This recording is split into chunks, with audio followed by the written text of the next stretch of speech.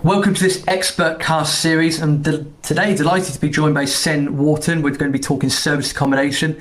So Tsen Wharton is a full-time property entrepreneur, actively investing each year in property and his own self-development to add increasingly more value into the marketplace.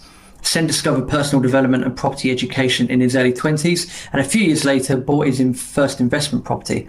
Alongside a 10-year career spanning media sales and recruitment, Tsen built up a rental portfolio of properties that eventually gave him the freedom to leave the world of employment in 2014 and start a software business serving recruiters.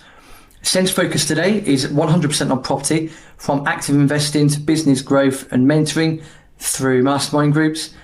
With his business partner, Chris Dornan, Tsen runs a successful serviced accommodation business, that's a lot of S's, and has a property portfolio spanning single lets, HMOs, service apartments and commercial property. He's on a journey of continuous growth, facilitated by serving others through property investing, teaching and mentoring.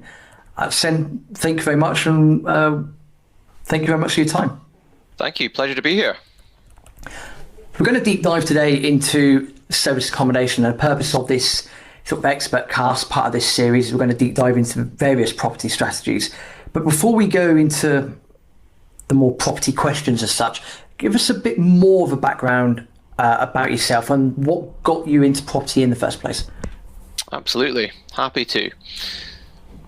So, I guess like for many, it doesn't start with a definitive knowing exactly what to do. And for me, if we go right back to the early career, post-university, post a bit of travel, getting into the proper job side of things, I was super fortunate being in a great graduate job in media sales in London, great place to get started. And I used to believe, Rob, that climbing the corporate ladder was the way for me to go forwards. But even within the first year or year and a half of doing that and enjoying the learning and the experience and the fun that went with the kind of job that I had, there was still something inside me I couldn't put my finger on that was looking for something a little bit different, something maybe a little bit more, I don't know, maverick, shall we say, something a bit more entrepreneurial. And I just couldn't put my finger on exactly what it was, but it started a search for answers and looking for, I guess, other means of creating my own way in life. I think what I was looking for was really to figure out how to start a business. I just didn't know what kind of business or how to do it. But two things to answer your question: looking for answers to this kind of question that I couldn't articulate, and discovering and committing to personal development. Those two things led me to the first few free seminars that you would see advertised in the metro in London and things like that. And anyway, one of those, there was a book reference called Rich Dad, Poor Dad, which, like for many, that was the kind of seminal light bulb aha moment. Anyway, it got me reading further into the world of property. And what I realized now that I couldn't put my finger on then was that the whole journey I'm on now about becoming more through these entrepreneurial endeavors, through properties, really what I was looking to find back then was how to become the best version of me in business and financially and in my relationship. And I discovered that property was that answer for me, how I could stretch myself mentally and grow financial stability and get that entrepreneurial taste I was looking for. And it took a long time for it to kind of click in me to figure out, but that's what got it started, was searching for something else. That one book, Rich Dad, Poor Dad, really getting the concept of property. And then it was, I think, a couple of years after I read the book in 2004. And in 2006, invested in my first property after having read a couple of books about it. And that was property one off the ground. That was the journey started. That was me and my love affair for entrepreneurship, for property, and for personal development. Rich Dad Poor Dad, Rich Dad Poor Dad. Even that's the seminal book, isn't it? So many people say that is the book that really got them going and gave them the confidence to go out and get the first one. So it's good to know that that's the same for you as well. 100%. In terms of briefly touching on that first property, was that first property serviced accommodation, or was that a regular bread and butter buy-to-let? Absolutely bread and butter buy-to-let, and it was a very, I guess, vanilla, straightforward, or one would think straightforward, a property, relatively cheap, one bed in Cambridgeshire area. Bought that, thinking it was actually, no, that was my second. The first property that was bought was actually in London, which was a long-term investment, but started off to be the home for me and my then girlfriend, now wife. So that was kind of property one in 2006, and it was always going to turn into the idea of a buy-to-let, but it started off being the home. But the first true property to start contributing to the passive income was a little seemingly cheap one-bedroom flat in Cambridgeshire, and I'll maybe come and touch on it later, but without going into too much detail now, it's probably the worst property I've ever bought, but hey, it got me started. Yeah, we laugh about that. That's the thing though, isn't it? Is 9 times out of 10, the first property that we do is not going to be the best one. It's very rare to find someone that can hold their hands up and go, hey, the first property I bought has actually turned out to be the best one, because we're always learning afterwards, aren't we? So yeah, interesting that you say that. Let's fast forward a little bit and let's start deep diving into serviced accommodation. Yeah. So what is serviced accommodation? So in short, in simple terms, serviced accommodation is, I guess, rather than it being referred to as a property strategy, it is more the case of it being a fully fledged hospitality business. To put it into the simple comparison to the difference from a buy-to-let or an HMO, you can take the same property, a house, a flat, a bungalow, and rather than having tenants that sign a tenancy agreement and have the place as their home, you can take that same property and treat it more like a hotel, where you don't have tenants, but you have guests that pay by the night. That nightly price will include their accommodation, the building itself, the bed with fresh linen on it, and a degree of service around it. So they'll have all their utilities and they'll have all of their Wi-Fi, etc. And there'll be varying degrees of service offered with that in terms of how the check-in's done, what kind of personal assistance is required for someone coming to the area, looking to literally help people out on their business trip, on their golf trip, on their whatever trip it might be. There's an element of kind of human service, if you will. But quite simply, if we compare it to someone's long-term home, if they're renting it, versus someone's short stay accommodation that is, it could be one night, it could be 3 nights, it could be 3 months, but it's not their main residence, and the people staying there are not tenants, they are guests. And as such, they are, I guess, they live in the property to a different set of conditions and rules than a tenant would. And it very much puts the property owner or the SA operator on a different kind of relationship than a landlord-tenant. It's a business operator and a customer relationship, and the guest is coming to stay based on a terms of hire, if you will, more like them staying at a hotel. If you're badly behaved and you smoke in the bedroom of a hotel, you're going to get a fine, like you would in a service department. Likewise, a hotel could ask a guest to leave that very day if they were bad-mouthing other guests and displaying antisocial behavior, whereas that'd be very difficult to do with a tenant. So a couple of distinctions, but generally the key thing I didn't point out, which I should have done, is that the price someone would pay to stay by the night is definitely at a premium versus the monthly rent that someone would pay to live in a rental property as their main residence. So the revenue a property like that, a service accommodation, would generate can be much, much higher but obviously it comes with a different set of operating costs and a business behind it. Hopefully that, contrasts the two enough. Yeah, it makes perfect sense. I'm sure we'll touch on a few examples in a bit as well, to give people an idea of the sort of numbers that people can generate on serviced accommodation. Serviced accommodation, what got you into doing that particular strategy? Because that's I know you mentioned about hotels, but if we were coining the phrase serviced accommodation, that's not a phrase that's been around for years and years and years and years and years. It's quite recent. And what got you into exploring that strategy and got you started in that strategy? So, having had behind me 10 plus years of experience in the single-let and HMO investing space, I had hit a bit of a plateau. This is going back to 2015, and doing things like reading good old YPN and seeing lots of great case studies of entrepreneurs scaling pretty quickly in property. I was always thinking, well, why not me? I've got a good set of skills behind me now. I've done a couple of joint ventures with like family members, and I've scaled up some nice conversions, done some better deals.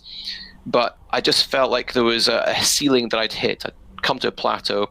I needed to look at other avenues to help what money I had left from investing go further, or indeed look at investment strategies that didn't require big capital outlays, because I had invested a lot of my own personal cash and was deploying what access to joint venture cash I'd had in longer term refurbish, recycle type models with HMOs. So to get to that answer, it came about, I guess, the inspiration and insight from a particular mentor that I had sought out to help break through this kind of glass ceiling. So this was 2016, the turn of 2015, 2016. I'd been doing the slow, painful growth in in property on my own, isolated up in Scotland. So 2016, I decided things had to change. I got a business partner in Chris Dornan, and we sought out mentorship. And after toying with 3 or 4 different potential strategies, finally realized we had to focus on one thing to get real traction and move things forward. And we chose to get started with serviced accommodation on a rent-to-rent basis because, A, it was a strategy that appeared to be generating vast amounts of revenue with a lesser proportion of capital input required. And because I was looking for something new outside of simple buy-to-let, I thought, here's something that, if we get it right, we could scale. And we're in a marketplace, we thought, at least, I'll come on to it later, we thought being close to Edinburgh, how could we go wrong? So there's a couple of things lining up. It was the mentor we were working with, a strategy that was very much flavor of the month, the darling of property at the time. All the right criteria for us in terms of great revenue potential, less capital input, and combined with the fact that we're close to a marketplace that in theory should work, it led towards this is the time for us to get started with it. I mean, serviced accommodation has been around for well over 20 years, maybe just not in that same terminology, and it was fast becoming very, very popular at that point in 2016.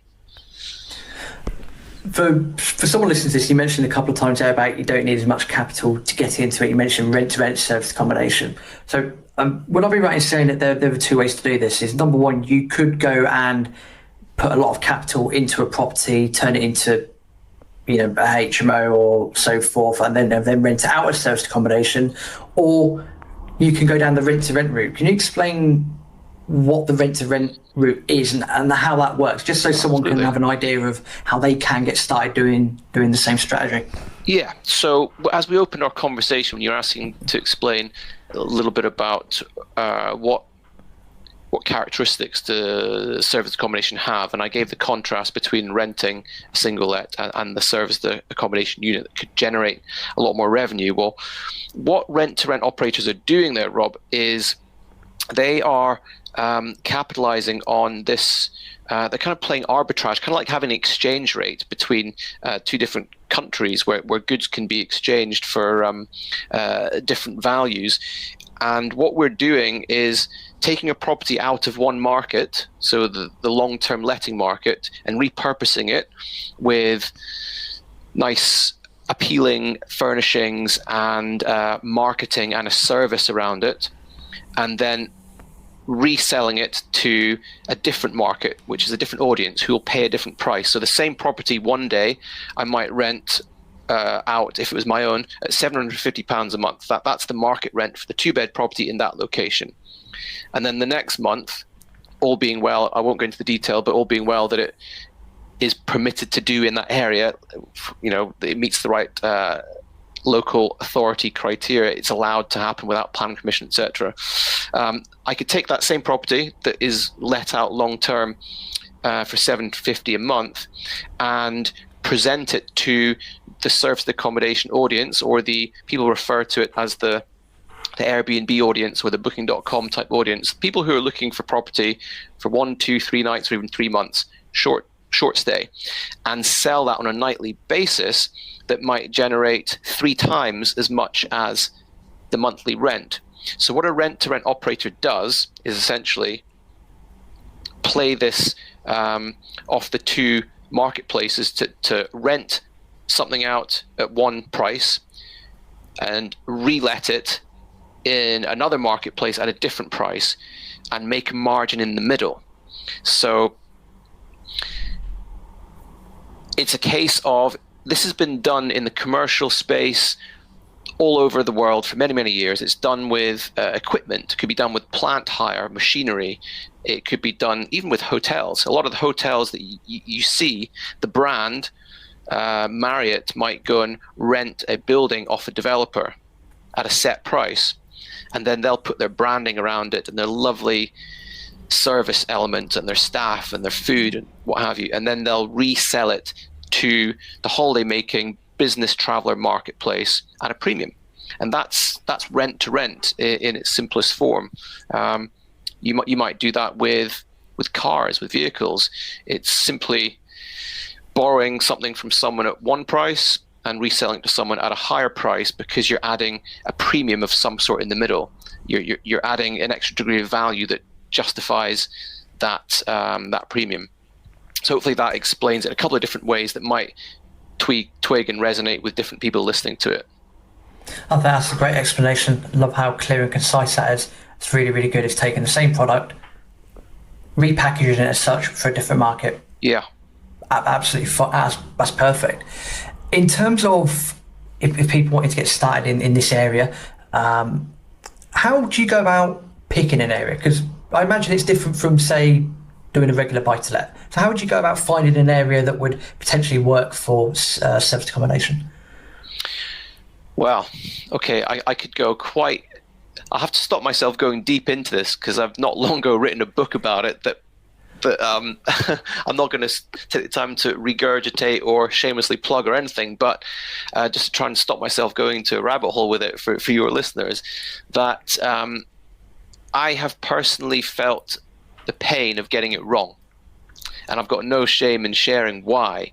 I'll try to touch on this lightly just to share 2 different scenarios, because you talked specifically about location, and most people associate serviced accommodation with serving the tourist market, holidaymakers and business travelers, maybe white-collar workers in the financial services sector, or business consultants, IT contractors, that kind of thing. But in fact, serviced accommodation serves many, many, many more wide and varied and perhaps little-known markets besides those.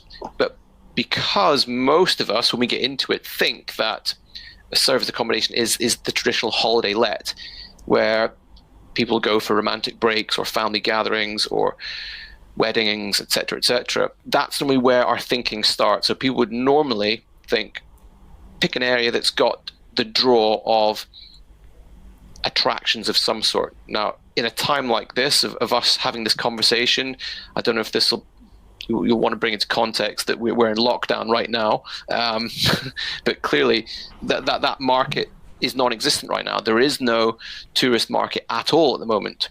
So again, I'm not going to go into the depths of that, but one hypothetical scenario is someone makes assumptions based on there being traffic or footfall from holidaymakers and travelers, and so sets up property in an area that they believe will meet that holiday demand.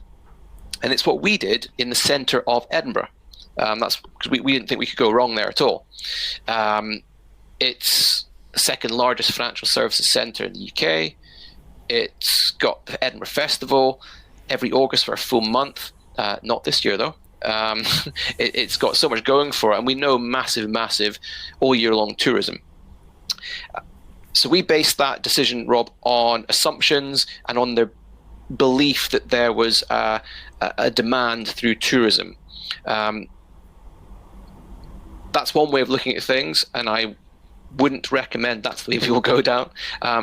Having done that and felt the pain of it not going our way, because we built that business off of guesswork. The other way people should look to go is to identify where the demand is first. And that could be, again, I'm not going to go into huge detail, but just to point to some ideas, it's often the fact that there are demand sources for short stay accommodation staring many of us right in our face and right in front of us, but we can't see the wood for the trees because we have a belief that serviced accommodation is for holidaymakers and tourism and business travelers. But serviced accommodation might be serving an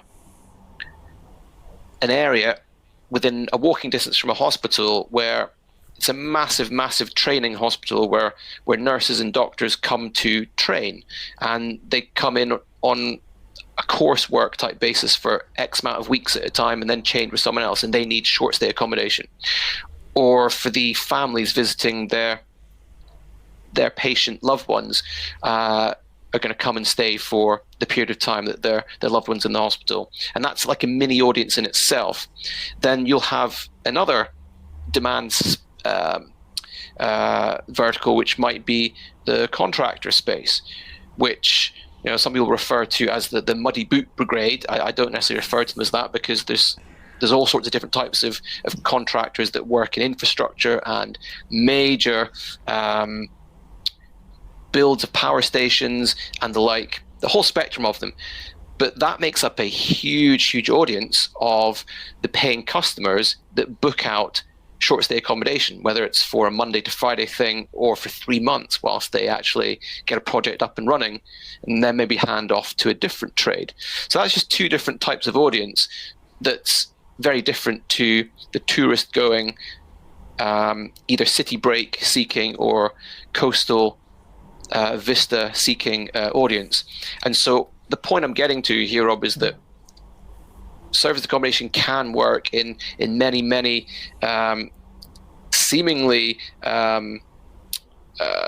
if I can use the word, unobvious locations, but it's all got to be determined and informed by first understanding who's the audience that you're going to serve. That's how someone should start off looking to identify where to actually set service accommodation up. It doesn't start with, oh, here's a nice property, now let's see what I can do with it. It's going further upstream and starting with, where's that rich vein of traffic? Where's that recurring audience that I can serve with this type of property time and time again? Hopefully that's a really big point. So hopefully that lands and resonates with people listening to it, because I share it with volition and passion, because I made a mistake with this and got it wrong. And it's a costly mistake, but I've got no regrets because it enabled us to pivot and do it the right way. And I'd rather people who are thinking about this strategy do it the right way or not at all. And that's the purpose of having this series, and which will lead to books further on down the line, is so people that are thinking about getting into certain areas of property can learn from the mistakes that others have made, and maybe they decide to work with you moving forward. That would be fantastic if they look to get into that strategy. In terms of what you learned then from Edinburgh, because service accommodation is something I do, And I must admit, I would have looked at somewhere like Edinburgh. I'm familiar with it and gone, yeah, Edinburgh Festival, great tourism, loads to see and do. I just would have thought that would have worked. So what was it, if we don't mind going into that in a little bit of detail, what was it about it that didn't work? There were multiple factors. So to draw out a few, we entered the marketplace with one-bedroom apartments in prime city centre locations. So again, it was all based on assumption rather than really truly knowing and understanding our end customer and why they're coming and what they want and what they would pay and so on and so forth. So we entered with a fairly vanilla product. So remember I mentioned we started with rent to rent. So we'd rent a one-bedroom property off the open market and spruce it up a little bit, but within restricted parameters because it's not our property, it's someone else's, and then remarket it, repackage it, and put it out there. And that was okay in the summertime. Anyone can make money in city centres in the summertime. The demand is so great. Where you come unstuck is out of season, and come the winter of that first year in service accommodation, we'd grown quite quickly to 4 properties in a few months. It's not gargantuan growth, but with a short space of time to have 4 properties out there with the potential to do a few £1,000s in revenue each per month, it's pretty big. But what we'd also done is laden ourselves with overheads. So when you take a property out on a rent-to-rent basis, you're guaranteeing paying that monthly rent. So straight away, no matter what happens with your guest bookings, at the start of every month, you got 4 rents going out of your bank account. And then the council tax and the utilities before you even welcome your first guest into the property. And that's often the kind of sticking point that will get people stuck. You need to have that buffer in the bank account to start with, or get going from day one with great bookings. Where we became unstuck was after the summer spike where anyone could make money. It was then a case of noticing the lack of demand, noticing that we are a fairly vanilla product, nothing special about us, in a sea of many, many, many offerings in a market where the stock or the supply of service departments in Edinburgh was growing like wildfire, because it really was a la mode flavor of the month. It was going crazy. And so the number of properties in the marketplace were tripling and quadrupling in the space of 12 months. Now, there's enough demand there in the summer to absorb it all. Coming into the quieter months, the good old economics of supply and demand are such that prices come down. And there's only so far we can drop our prices when we're a business paying for professional cleaning and linen and some consumables to welcome a guest and a check-in service that we paid for as well. We had them managed. So our cost was higher than the mum and pop offering, who were maybe using a former buy-to-let with a very low cost base. They weren't paying market rent, they're paying a mortgage, which was a third of what we were paying in rent. So we couldn't compete with that. So I've got there now the factors of supply and demand, pricing. We were competing in a commoditized marketplace with a vanilla type product. When you come to thinking about who comes to Edinburgh on a short stay basis, you've got your romantic breaks, so it's a weekend. You've got the business traveller, and in the first few months we had much fewer business travellers than I assumed. And you have maybe some backpackers and some family stays, etc. And the reality is that they're coming for 2 to 3 nights. And so in the space of a 7-day, a normal week, you might have 2 or nearly 3 changeovers, rather than if I'd had 1 guest coming for a full week. So those changeovers, what that meant, Rob, were the costs were going up. The cost to clean the property fully and put the new linen in, having to pay that twice a week or 3 times a week rather than once a week, again, costs going up. And put into the whole context of things, Edinburgh's growing hotel offering, so hotel rooms as well as the accommodation, that's probably the closest offering to a one-bedroom flat. So what have we got to offer above a hotel room? Yeah, we've got the kitchen you can use. That's great. But if you think about the cost per head, my one-bedroom flat can sleep a couple in double bed and maybe another couple in a pull-out sofa bed. So max 4 people, but it's not the most comfortable. The hotel room can sleep a couple in a double bed with maybe quite plush surroundings, and they can lower their price below what we were for the night. So we were kind of in this no man's land, and that's the kind of picture I'm painting. We weren't offering anything special, nothing unique. It wasn't uber high end, nor was it super no frills cheap. It's kind of in the middle, no man's land, tons of that available in the marketplace. And as the demand comes down in off season and in the winter, and we can't compete on price, a business is going to suffer. And so we learnt those lessons very, very quickly.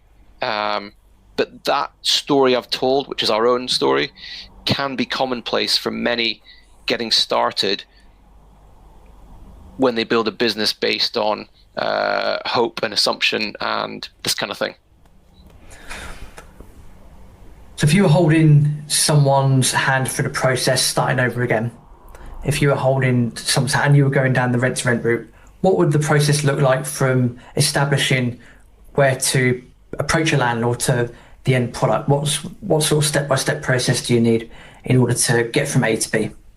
Yeah, what I can do is share with you the exact process that, so I'll use anecdotal storytelling then through what I did the second time round. So there was, I call it the tale of 2 service accommodation businesses. That was the first one, and it failed, but I learned a lot from it. I learned painful lessons, but I took them with me and then pivoted the approach altogether. And so what I would recommend, or if I was hand-holding someone now, is that when previously I thought you start with the property and then you figure out how to market it and fill it. Now, don't even bother thinking about a property to start with. The most important thing to do, first of all, is start with identifying an audience. Find a demand source, like who's actually going to be paying to sleep in the property you put up. And so when I pivoted out of Edinburgh and started a new business in service accommodation, we knew things had to change. So I made it my business to go and find a demand source first.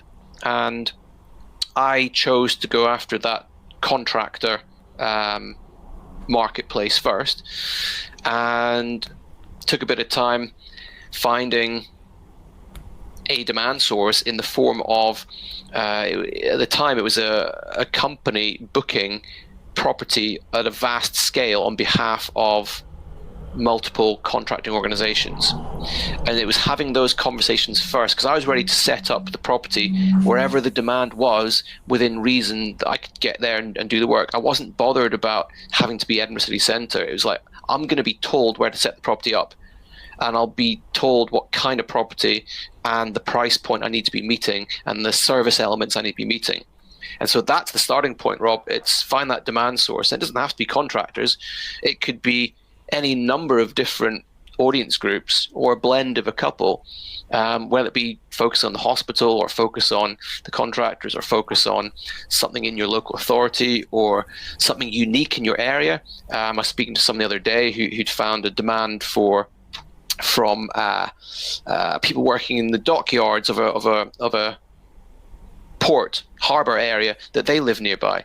It depends what is, I guess, is unique to your area that you could, and your contact and your networks that you could figure out. So back to my little anecdote, my example, I found the demand first, and interestingly, I actually started looking to hire out someone else's property, an existing holiday operator's property, to satisfy this booking need. It was going to be for about 5 months for 6 guys. And what I found, Rob, was that no one in the area that this demand was for, none of the holiday operators had a long enough stretch of availability to accommodate 6 guys for 5 months. But in going about that process, I got put in touch with a local farmer. So this answers the question about approaching the landlord, etc. I got in touch with a local farmer who, interestingly, does have a couple of his own holiday lets, but also has a couple of long-term rentals in the shape of some farm cottages that were coming available. Got put in touch with him. He's more than happy to have me take it off his hands because it had come available, so timing was good. And what I actually did was went and did a viewing, took pictures, and I kind of did a virtual tour through pictures and my descriptions to my prospective client. And I actually got the whole booking teed up and set up before I agreed to letting the property. That's how someone should do it. And so I had things essentially agreed over email, and I then went ahead with getting it furnished. And literally the day after I had the furniture, I moved in 6 contractors for 5 months, and the business was profitable on day one, versus the horrendous experience I had in the city centre. So that's the ideal approach. That would be what people would want to strive for and go do, and it absolutely is possible. I've done it several times with a couple of different sectors, and I know other people who've done it as well. And that's great. And what I love about that is, as you say, you've gone from the sort of the heartache and the frustration of not doing it properly first time, and you go, right, these are mistakes that have been made, let's recorrect that. And then second time and third and fourth by the sounds of it, is, sounds absolutely fantastic. So you just learn from your mistakes, not repeated them, and voila, you've got a successful service accommodation business. That's it. And it was exactly that. It wasn't a flash in the pan thing based on assumption and guess and hoping. It was a proper business that we could scale, and we have scaled.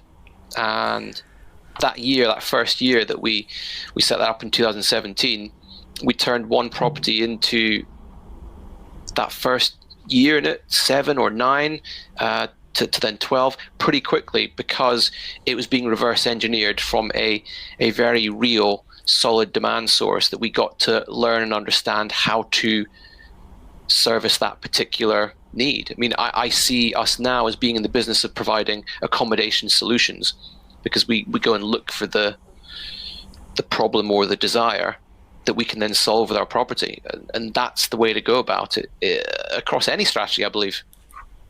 Yeah, reverse engineering is very, very useful. And the perspective of how you think about things, as you've highlighted, is just incredibly useful. I think if more people done that, then, it's not as hard as people can make it out to be, but it's challenging. It's very challenging along the way. That's life, that's business, that's whatever area of property we're in.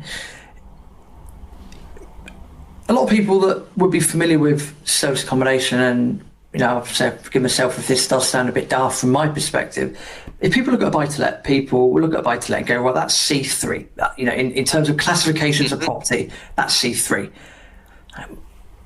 From my readings on social media and books and here and there, some people will say if you're referring to service accommodation in hospitality sort of area, that's classed as C1. So how do you, as a service accommodation operator, how do you deal with that? Especially if you're in an area where there's maybe an Article 4, then you've got to deal with a landlord. How do you come across any objections that you get from those situations? It will be informed by the local authority area's planning rules. So the first thing because anyone who's in service accommodation, I'm pretty sure most people are going to want to do it in a way that they can sleep well at night and stay on the right side of legislation. And one of the first things that people would want to do is have a phone call with the local planning officer in their local authority to understand if that local authority area allows service accommodation without changing the use class of the property. So, for example, in Edinburgh, when I first got started, we just literally went gung-ho. Before I'd done a course, the course did come within a few months of us having got started, but we went and jumped in feet first and got started. But I later learned that officially you really would need to get planning permission to use the flats as service accommodation in Edinburgh. So it started off in the early years when I got started being a grey area, and it's very similar to London. and Glasgow, so the major city centres. But it became clear after maybe a year or so that you should be applying for change of use, and that was another reason why we chose to exit the market. It didn't sit comfortably with me to be kind of flying beneath the radar. Many still do it, but officially now in Edinburgh, licensing has come in place, which is similar to HMO licensing, but for serviced accommodation. So to go back to your question about the C3 and the C1, so in England, where you've got your residential properties as C3, you might be in a local authority area where there are no stipulations on the use of that property having to change in order to use it for serviced accommodation. So that family home or that flat can legitimately be used for serviced accommodation. No problem at all.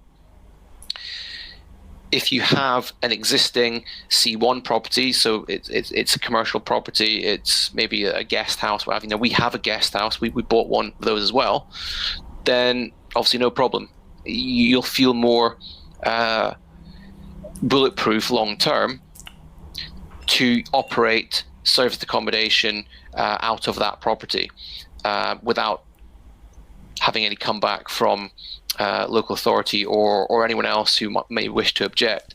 But most residential properties, at least in suburban or countryside areas, typically wouldn't have to change the use class to be used for serviced accommodation or the single let. It's typically going to be in major built-up city centres where there could, not always, but there could be legislation in place from the council to say, oh, you would need to apply for a change of use, and then it's their decision. You may not get it, or you may get it. If you do get it, then great, you're kind of bulletproof. You can do it. But that would always be one of the key things that an SA operator would want to get cleared up before they get started, so you can have peace of mind to do it properly. So if I was a landlord with a property in, I don't know, let's just pick a random place, Dumbarton in the west of Scotland, for argument's sake.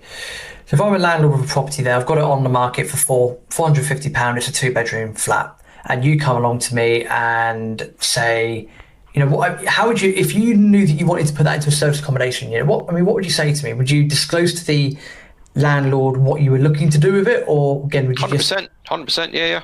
Every single time that we have approached, whether it be a landlord direct or an agent, a letting agent, we started out getting our properties through letting agents, 100% disclosure, and it has to be done. There's absolutely no point in trying to play smoke and mirrors, because you would need things to be valid from an insurance point of view. There are other things to take into account from the landlord would need to be made fully aware of what they might need to discuss with their lender if they have lending on the property. There's a number of different things, and you need to cover that off with the landlord so that the I's are dotted and the T's are crossed and everyone's happy. And I've never had any no one's ever been upset about us being upfront to say this is the purpose that we want to use the property for. They can then make a decision and say, no, that's not what I want, and that's fine. Then we've got it out of the way, we can move on to the next one. But what I found with it is that for those landlords who are open to essentially us taking their property out on a corporate let basis, because it needs to be on a corporate let essentially, or it's on a management agreement, we're not renting properties on a typical residential type tenancy. It's not like an AST. If it's on a letting agent's agreement, it's going to be a corporate let where the subletting clause is taken out and we can choose who goes in and out of the property. Or it might be a different type of agreement, like a management agreement with a landlord direct, but they'll always know. They'll need to inform their insurers, so the insurer knows the use that it's being used for, and we'll always bind additional public liability insurance on top. But interestingly, many landlords will be delighted by the fact that professional companies taking on the rental 2 years, 3 years, and they're going to be professionally cleaning it every week because, of course, a residential tenant doesn't pay for professional cleaning every single week. True. Very, very, very, very true. Well, I mean, number one, that philosophy is fantastic and that makes perfect sense. When you're dealing then with lettings agents, for example, do the same principles apply? Because I can imagine that some lettings agents might throw their toys out the pram if you're trying to take the management away from them. That's a very crucial distinction that needs to be made up front. So when I was first finding that first property and second property in Edinburgh that we spoke about not so long ago, I found typically that if I was going to look up properties that looked attractive online on Rightmove, etc., and YourMove and other estate agent sites specifically, I'd call them up and inquire about making a viewing. And I started out explaining what I wanted to do when I was there viewing the property with the agent. And what I found was that out of every 10 properties, there might be as many as half or 9 that would be like, that's not the way we work. I don't want to be doing that. And so to save time, I started on the phone very quickly and explicitly explaining this is our intention, what we want to do with the property. Then it'd be, oh, that's fine. Great. I'll just check off the landlord and then you can go view the property. So great. We're shortening then the time lost. But what I understood is that the letting agents' fears of us taking their business away from them are totally unfounded. But I realized that because they're scared of it, after a few kind of clunky, fumbled phone calls and conversations, I realized that I need to address that objection right up front, because it's certainly not the case. Why would we want to bite the hand that feeds us? And you know what, Rob? All it took was to find one enterprising letting agent who really quickly grasped and understood that if he works with me, he can let 10 properties to me very quickly and know he's got a good tenant. But if he works with an individual, he can only let one property to them, or the couple, he can only let one property to them. He's got to keep going and finding more and more tenants because it's a 1-to-1 ratio. You follow? Versus with me, he can have a relationship with me and let many properties. And so when a letting agent understands that, you could have a supplier, a partner, a friend for life with that, because you're making their life so much easier. And it comes back to this entrepreneurial way of thinking that once we understand what some of the pain points of these other businesses are, and we can help solve them with our offering, then it's simply a case of communicating it effectively, which I wasn't doing in the early days. But when I learned how to cover those things off and communicate it effectively, believe me, it's not a problem. They will welcome your offering with open arms. Every landlord may not welcome your offering with open arms, but once the letting agent understands it, then they can have the conversations on your behalf and start bringing properties to you. And yeah, we've had nothing but phenomenal feedback in the last 4 years from landlords that have properties let out to us because they've never experienced tenants like us before. That's good to hear. That's really good to hear. And I love the point you place about the communication is, as you openly admit, it's a couple of fumbled calls and then it's getting on that sort of pain point or pinch point and going, well, actually, don't worry about that. This is how that gets solved. And using the idea of, certainly leverage from a lettings agent point of view, why keep running around where if you find 2-bed properties in this particular area, give me a call. I'll pretty much take it off your hands, subject to viewing. Makes their life easier, makes your life easier. Perfect sense. Going on into a couple of, got to have some numbers, got to love some numbers. So if we go on into a couple of examples of deals that you've done, you don't have to give away areas or anything like that. You could be as bland as you want in terms of that. But if we give a couple of examples of some really good performing properties, just so people can see what is achievable by utilising service accommodation. Yeah, so I can give a range, a spectrum. that very first property that when I pivoted the approach and talked about getting a farm cottage direct from the landlord that was occupied from day one. So there's a property that I rent off the farmer at £800 a month for a 4-bedroom cottage.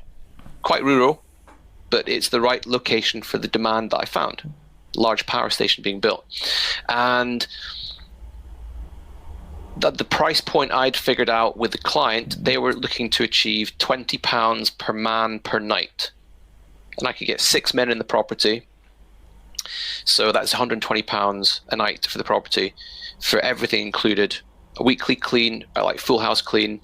And so I had to factor in the cost of cleaning, linen hire, and utilities, and the Wi-Fi, and paying the rent, the council tax, and looking after minor maintenance. Anything integral to the property, like the boiler going or leaks, etc., that's the landlord's responsibility. But small damages to the property caused by my guests, I'll take care of from our revenue.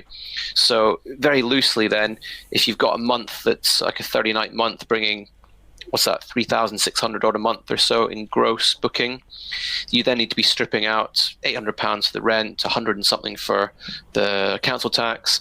Our utilities are quite high because it's on an LPG gas tank there, being rural, and that's more expensive than mains gas. So at the end of the day, when all said and done, running at full tilt, that property will generate £1,500 of profit or more. It's phenomenal. And that can be quite mind-blowing for someone to comprehend when they first come across service accommodation. But then we need to take into account that's only mind-blowing if you can fill that property to that extent. And so that's why we based our model around filling the property first and for as long a stretch of a period of time as possible. And we were able to stomach 3 weeks of no occupancy in certain periods in between, etc. On a different level, just outside Edinburgh, a 2-bedroom flat would be a typical rent about £750, and the kind of nightly rates there would put us into the bracket of 90s to 100 or so. And so in the fully occupied month to one of our contractors, then we're going to be in the realms of 2.5, 2,600, 2,700, 2,900, and taking off the cost of those properties, a bit more proportion of cost, but you can still see how you get to £1,000 a month in profit from a fully occupied property to a contractor. Now, those 2-bedroom properties, if they're only being occupied for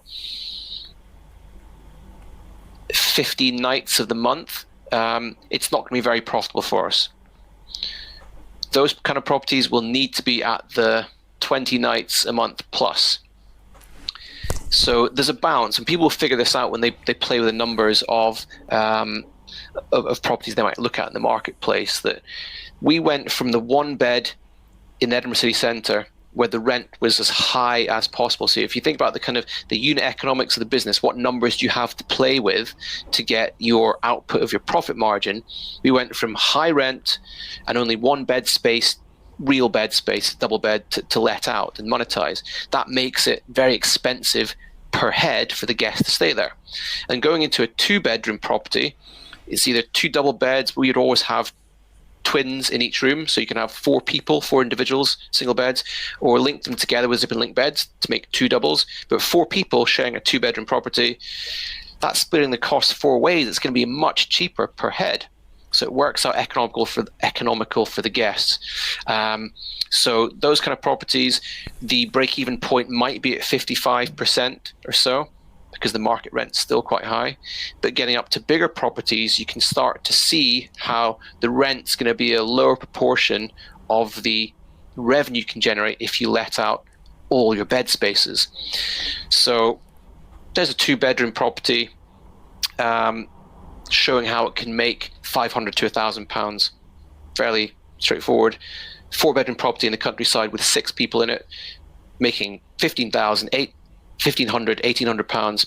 And then we jumped into the biggest property we have is a guest house that 5 bedrooms, has 11 individual beds. And this we would typically rent out to contractor groups, so whole teams of guys working on a large power station site. So now we're talking about 220 quid a night or a bit more. And in the month, over $6,000 or so in revenue. And when we take the costs off that, so our finance costs of about $1,000 and the running costs of it, we are typically then left with about half of it as profit, which is $3,000 profit off a property that we had bought a little bit below market value, and with JV finance, it's turned out to be a tremendous deal. But it's not the first property we went for. We only invested in that after we proved our model and proved our marketplace. But that gives a range: 2-bedroom property, 4-bedroom, and a 5-bedroom, and anyone getting into it would largely be within that kind of spectrum of the 2 beds to 3, 4, 5-bed properties.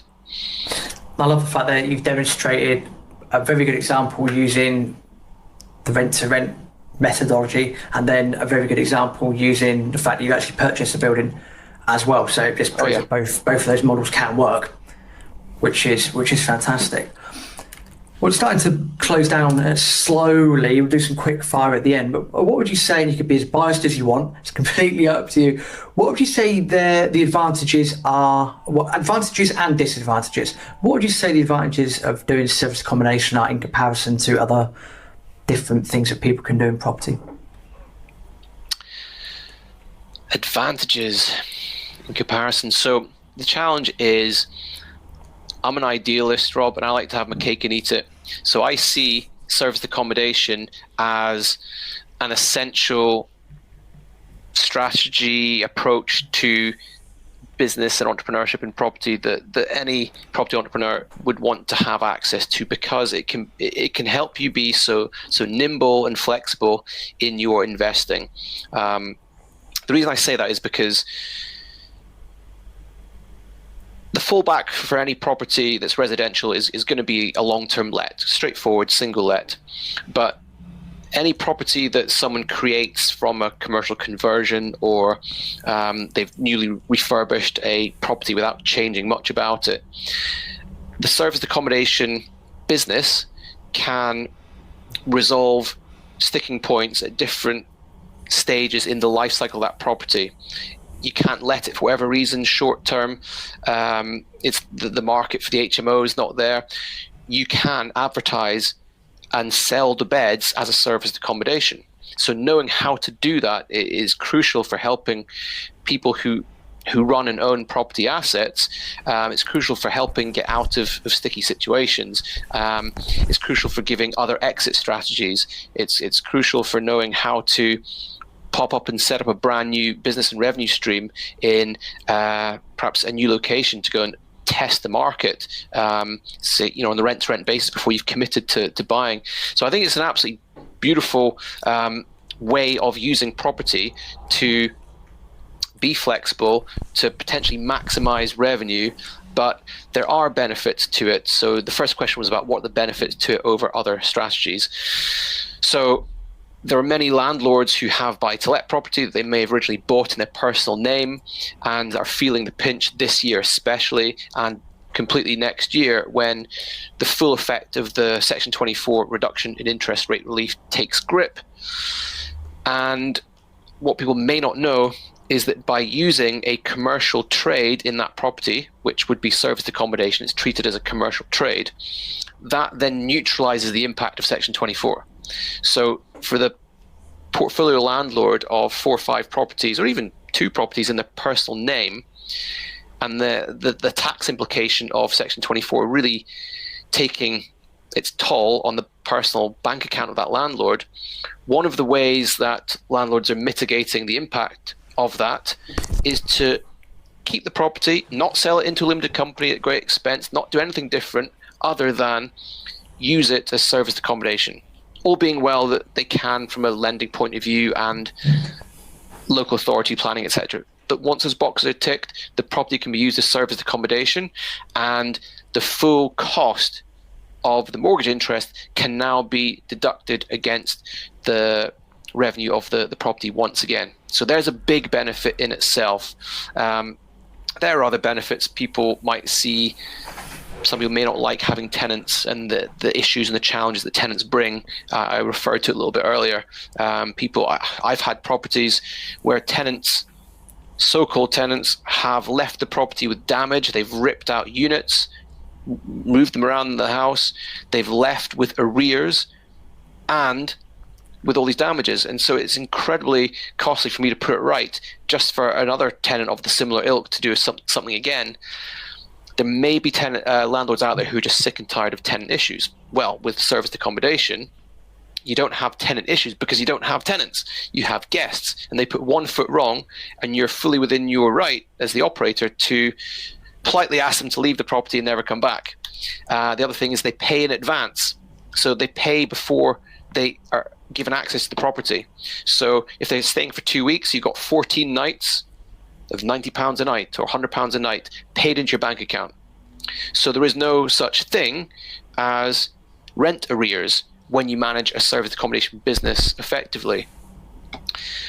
There are many, many other avenues to it, but I think the big ones are, well, there's a good few tax benefits as well. Without going into the detail of it, you can access something called capital allowances, which is kind of like a tax credit that are given to commercial use properties.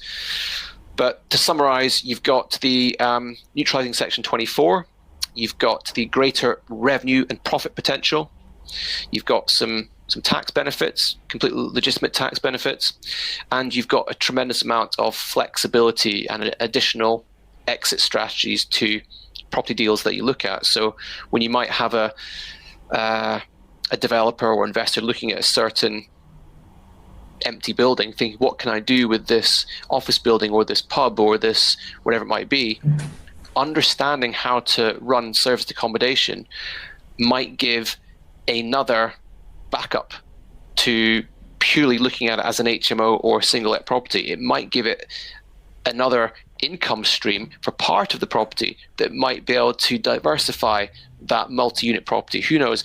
That's why I say it's such a great help get you out of trouble or give you another a bit more flexibility, but definitely one to, I guess, add on in time once you've already mastered and understood the other thing that you've started with, rather than trying to do everything all at once. Would you say then, in terms of getting everything up and running, so you've touched upon a multitude of things. You're responsible for all the bills, etc., linen, providing all the toiletries. Would you say that's, once you've got those systems and processes up and running, like your booking manager and so forth, then it's relatively straightforward? Basically, it's the effort in getting all of that set up, and once that's set up, as with most properties, give or take, relatively straightforward. Yeah, with this, because I speak to a lot of investors getting into it for the first time, and I will always challenge someone's thinking to think deep and hard and long about it, that every single property strategy that people hear about, and they will hear about on your podcast, they all work. They all can work very, very well. But the key for anyone out there listening is to do their very best to pinpoint how is it that they want to be involved in their property business, and think about what are the kind of activities that they want to be doing each day, each week. What are they going to enjoy doing, and what would they really hate doing? And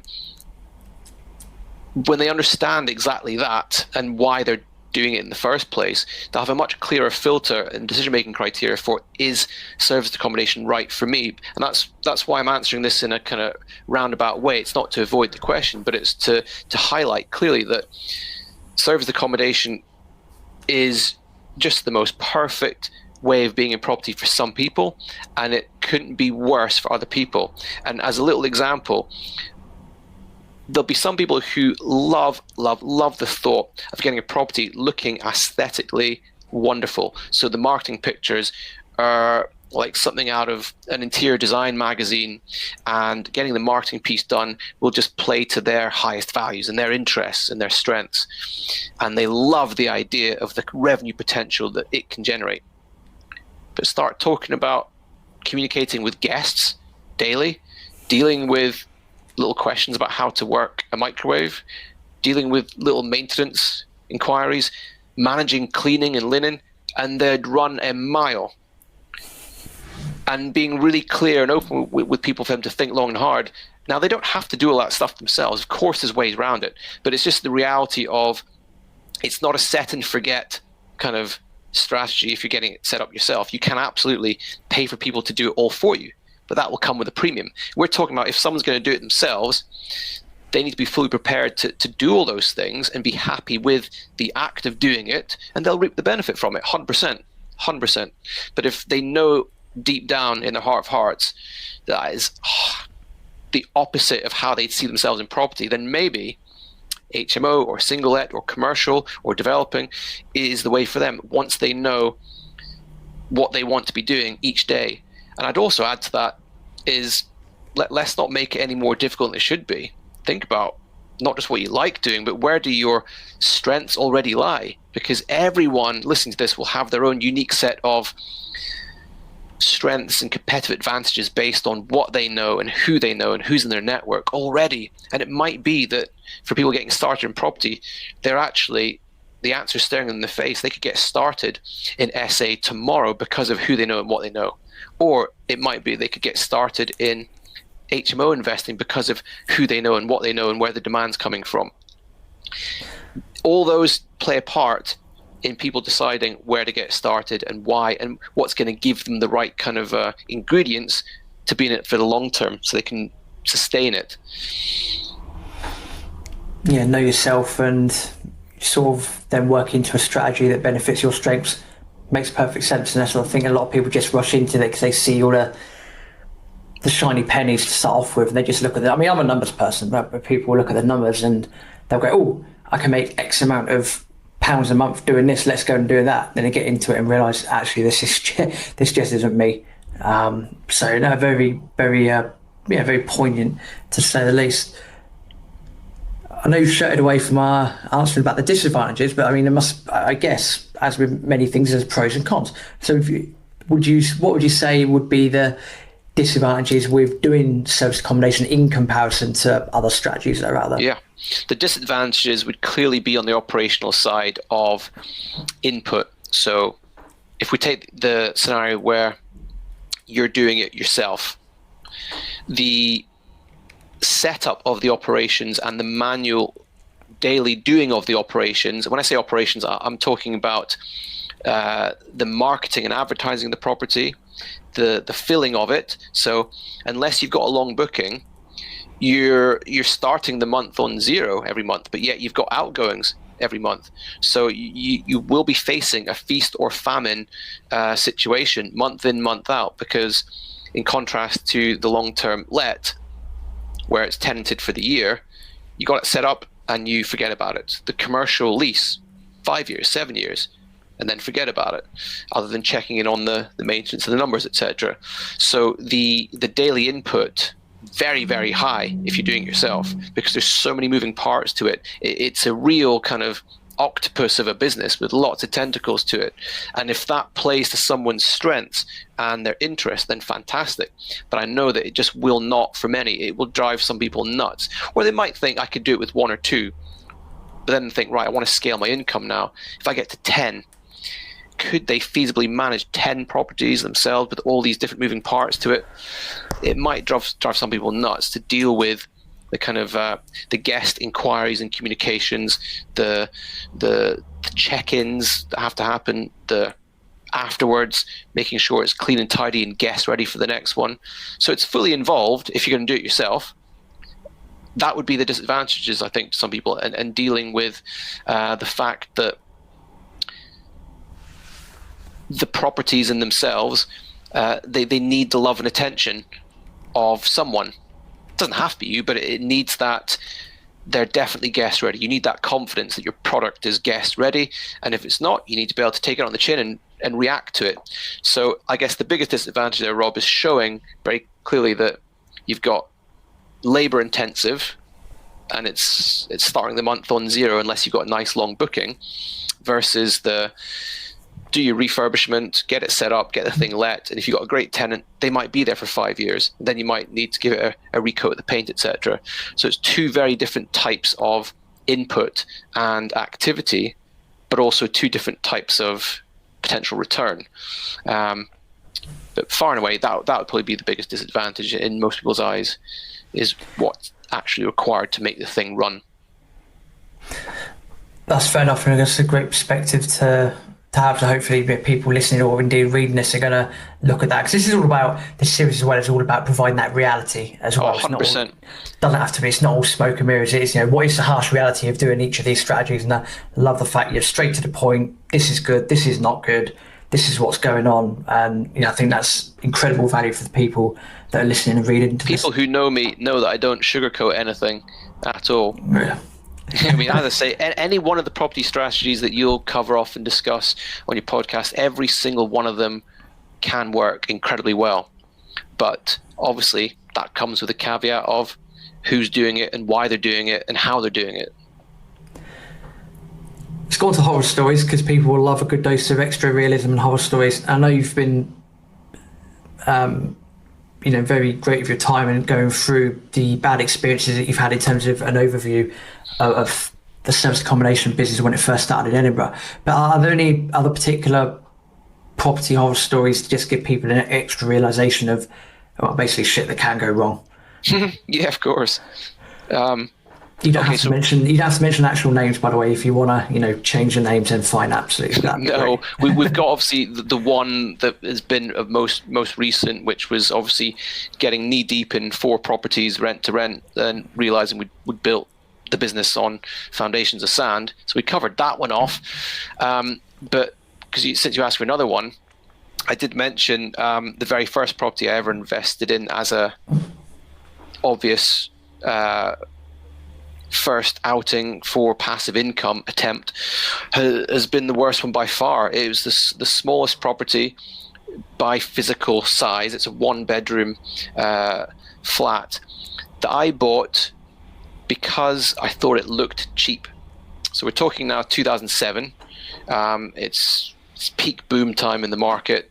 I'm in London looking for a passive income edition. Not so long after I'd read the Rich Dad Poor Dad book and had some savings from a summer job I did as a student. And so that money was precious to me. That I'd worked hard to make that money in sales. And using a book that highlighted the hotspots for yield in the UK. So I'm sure everyone listening to this will know what I mean by yield, but essentially the best returns gross rent-wise versus the price of the property. It highlighted a number of locations, and Wiz Beach in Cambridgeshire was one of the areas highlighted. So, of course, I went on a little shopping trip with my a little bit of knowledge from reading a book and my savings ready to buy something. And literally, I was just so wanting to buy that property that I saw something once, didn't ask too many questions. I don't even remember if I saw many other properties that day, but I put the offer in, bought it. I thought I did well, getting a few £100 off the price for my first buy-to-let. And I could not sell that property probably now. Maybe I could get it just about the same price now for what I bought it at. And we're talking 13 years later. Seems crazy. What I didn't appreciate fully was I bought a leasehold property. So here, where I am now in Scotland, we don't have residential leasehold property. Everything's freehold typically. Whereas I bought a leasehold property, and that property has been fraught with issues for me. And for the price I paid for it, fairly low, in the realms of 60k, and the return, so in a decent month it might be £150 a month cash flow, that is just swallowed up with the amount of management service charges from the the management company who runs the freehold, and that has been the property from hell for me because of that. And not to go into all of the detailed stories, but we've gone through things like right to manage type applications that have been thrown out, and we've had to end up paying legal costs for the freeholder and management company. And what it feels like, I know you said don't mention any names, so I won't, but the management company are really and truly like modern day criminals. And I know there'll be many out there who feel my pain, because there are quite a lot of block management companies who've gotten away with the kind of fudging of figures and ill treatment of leaseholders for too long. And unfortunately, too many leaseholders just don't have the energy or the knowledge or the wherewithal to deal with it. And as a supposed hands-off investment, I'm here in Scotland, there is down in Cambridgeshire. It is just a pain. I will get it sorted over time, but it's the one property that I just wish I never had. But it's the first one I bought, and so there's a little bit of I don't know, admiration and love for it. But it's wearing. So, if anything, that would be the one that, of all the property I have, is the cheapest and the worst. Oh, thanks for sharing that. I think that's, it's good that you got that. Initially it's good you got it over the line and you're able to take, many lessons from it. I do think that most people, there is that little bit of sentiment for the first ever one that they bought, regardless of how good or bad it is. Quickly moving on to quickfire then, and some of these questions are quite straightforward in my opinion, but let's roll through them anyway. When people talk to you about service accommodation, what are the most common concerns and queries that you hear from people when they talk about it? It's generally always how do I get my first property? But as I've pointed out, I tell them you're starting in the wrong place. Don't look for the property, look for the demand. Okay. In terms of your service accommodation portfolio, what does it look like at the moment? Some rough numbers of how many units, etc., would be useful. Yep, we are in the low 20s, and that is largely all of ours. We've got a mixture of rent to rent and owned, so we purchased a few. I've also converted 2 of my historic buy-to-lets into service accommodation. So in total, our management company looks after about 23 properties, and there's a small number of those are for clients. So not our properties, they're other investors who we have maybe helped find properties for, and we manage them in our local area. And so we have a management company that runs our own properties, but also a few for outside investors. And they've gone through top tips already, and they've been really useful. If you had to re-summarise, what the top 3 tips be for people wanting to get into service accommodation? The top 3 tips. So, first of all, start with why. As in, why do you want to do X, Y, Z? And it can apply for service accommodation or anything else, but as it relates to your property investing, business plan, and your goals, what is your big why? And does service accommodation fulfill whatever it is you're looking to achieve in terms of your own personal growth, your business acumen, your financial goals, etc., etc. So it's the big why, and then does the particular strategy fit with that? And thinking about what you already know. I talked about your own unique strengths and competitive advantages, what you know, who you know, what it is about your area, because there might be something very unique about your area that brings a certain type of audience every month in, month out, that need this kind of accommodation. So the why, start with your demand. Don't start with the property, and work backwards from that demand. And yeah, I would say follow the model that I talk about. I've got a model I've coined called the DICE model, which is the start with demand, then identify the solution for that demand, get some commitment up front So in other words, pre-sell the property like I did. I got it agreed in advance, and then execute on the solution, go and deliver it and do it well, learn and refine, and do it again and scale. What would be the worst piece of property-related advice you've ever been given? The worst piece of property-related advice.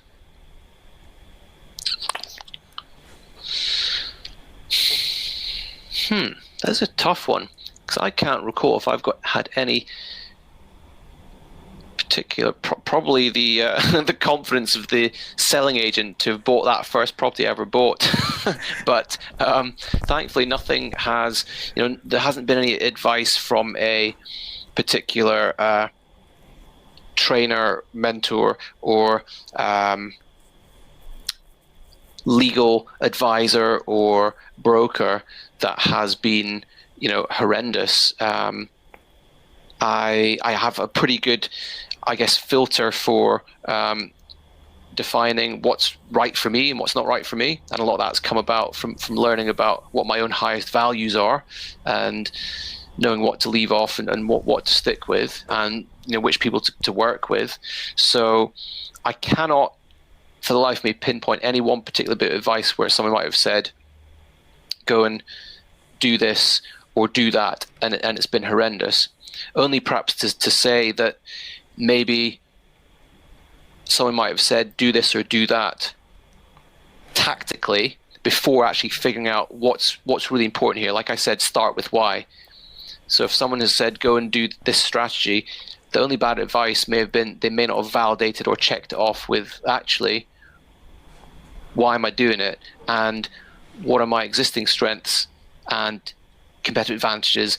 And how can I take advantage of that now to go faster? Or actually, is it a massive mismatch? Because as I said, every one of these strategies, they all can work, but for each individual, it will be a unique set of circumstances. What would you say the one thing you've learned most from in being in property is? Like your one takeaway lesson from all your years of experience in being in property? I guess it's pretty personal to me, but hopefully it'll resonate with lots of people. I'd say the big thing I've learned after having, I know in the intro you said that you shared that I had a period of time where I went and started a software business. The thing I've learned from myself is that for me, property is the primary vehicle for me to achieve what I've identified as my life's work and life's vision, which is to become the best version of me in each area of life. And whilst that I feel is unique to me, I'm sure it's going to resonate with many, many people out there. But for me, I've realized that the act of being in business and in entrepreneurship, in property, it's enabling me to stretch myself from a business point of view, to constantly be learning and playing this game of entrepreneurship, which I love. Property is allowing me to do that, but it's allowing me to feel fulfilled in now helping other people through things that I can teach and mentor with and I've written about, and not just the people I teach and mentor, but the end users of the stuff that I can create and put into the marketplace.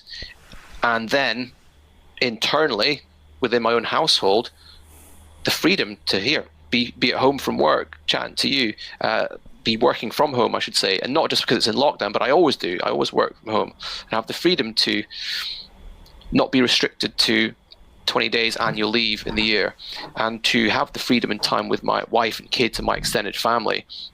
It all comes back to property.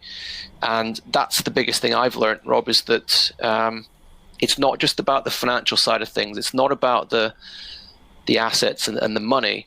It's about the whole picture of a fulfilling and rewarding life. Everything for me, I can link back to and can center around property. I wouldn't have noticed that in the early days or seen it that way, but I 100% can look back in hindsight and see that now. This is exactly the thing I couldn't put my finger on when I was thinking I wanted to climb the corporate ladder but felt confused and wanted to do something different. It was this feeling of continuous growth, becoming the best version of me, and property is the answer. That's what I've learned. And would you have any final words of encouragement or wisdom for people that are listening to this? Words of encouragement or wisdom. Okay. I'll borrow someone else's words rather than my own, because one of my favorite quotes comes from good old Jim Rohn. I'm sure you've read of lots of his work. I'll do my best to try to paraphrase the quote because I may not get it all right, but it's one of my favorite quotes because it resonates so much with the kind of pivot point from failed SA business to successful SA business. And the quote goes along the lines of, to have more, you need to become more. For things to change, you have to change. For things to get better, you have to get better. For things to improve, you have to improve. When you change, everything else changes for you. So along those lines, I paraphrase roughly the entire quote, but in short, for things to get better, you have to become better. That, quite simply, would be the words of wisdom for people to take and interpret in their own way. What can they do to become more? That's great, fantastic, and I really thank you for sharing that, and really means a lot, and not just to me, but to people listening. Just before we go into how people can find you, how people can get in contact with you, etc., etc., you mentioned earlier on that you've written a book, a successful book. So just tell us a little bit more about that and how people can find that, and then how people can find you in by other means as well. Sure, thanks. So the book I wrote just came out at the end of last year. It was launched in December, so it's still very, very recent. The first book I've ever written, and it's called Predictable Property Profits. And the backbone of that book is all about the methodology that I shared just a moment ago, the DICE formula, which is, I guess, forged in the act of failing in serviced accommodation initially, and realizing that, like I shared in that quote, for things to change, I need to change, and defining a new approach to property investing to start with the demand first. So in the book, I share in detail the story behind pivoting out of a failing business to starting a profitable business on day one within a space of time of about 45 days, and walk through each of those steps of, so 4 simple steps on basically how to remove guesswork and get more certainty in your property deals. So I use that very true story of serviced accommodation failure to profit to show where the formula came from and how it was applied, and then go through the rest of the book showing how it can be applied to pretty much all the property strategies. So now this is the approach that Chris and I live by and breathe by and stick to, whether we be investing in residential long-term letting property or looking to develop something, or in the commercial space and very much in the service accommodation space. So here's a formula that can de-risk your investments, take guesswork out of it so you can have more confidence in it and certainty. And here's how you can apply it across a number of different strategies. So Predictable Property Profits, it can be found on Amazon.co.uk, and also with a link to the book from our website, devenirplus.co.uk. Perfect. And any other means that people can get in contact with you? By any other forms of social media? Yeah, so I'm most active on Facebook. It's quite simply just my name, Tsen, Tsen Wharton. There shouldn't be too many of them. And I've started recording a few more short videos to go out on our Adaero YouTube channel, which are explainer type videos. I like to have a mix of both mindset and practical walk-arounds of properties we've done, conversions we've done, SA property, etc. So still very early stages, but the main format is through Facebook, and I put out a long-form written blog post every week. I've been doing that now for 3.5 years. So the blog website is adaeroproperty.com. And if you want that in your inbox, then I've got a weekly newsletter where you've got my written blog post, plus I curate 3 other I feel useful resources, whether it be news, insights, ideas, some personal development stuff, all handpicked to help the property investor, property entrepreneur become more and be more successful bit by bit. So I put together that every Sunday and send it out, and that can be found at adaeroproperty.com.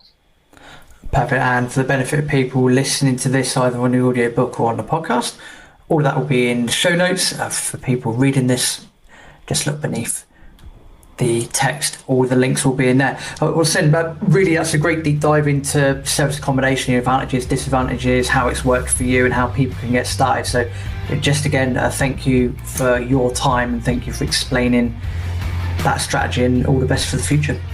Thank you so much, and all the best to you, Rob. Thank you.